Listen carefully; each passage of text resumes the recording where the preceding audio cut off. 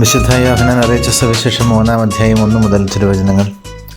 നിക്കോദേമസിനെ വിശ്വാസത്തിലേക്ക് നയിച്ച ഈശോ ലോകത്തിൻ്റെ എല്ലാ മനുഷ്യരും നിത്യജീവൻ പ്രാപിക്കണമെന്ന് ആഗ്രഹിക്കുക.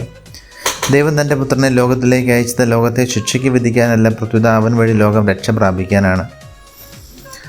ഭയപ്പെടുത്തുന്ന ദൈവത്തേക്കാൾ ക്ഷമിക്കുന്ന, കരുണയുള്ള, സ്നേഹിക്കുന്ന ദൈവത്തിൻ്റെ മുഖം ഇന്നത്തെ വചനം നമ്മുടെ മനസ്സുകളിൽ കോറിവെക്കുകയാണ്.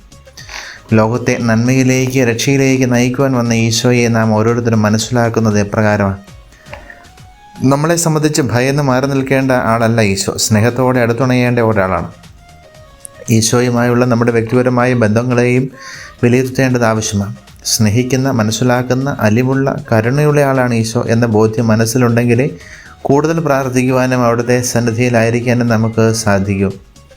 നമ്മെ ജീവന്റെ അർത്ഥാവായ ശംശന്റെ കൃപയും പിതാവായ ദൈവത്തിൻ്റെ സ്നേഹവും പരിശുദ്ധാത്മാവിൻ്റെ സഹവാസവും നിങ്ങളെല്ലാവരുടെയും കൂടി ഉണ്ടായിരിക്കട്ടെ, ഇപ്പോഴും എപ്പോഴും എന്നേക്കും. ആമേൻ.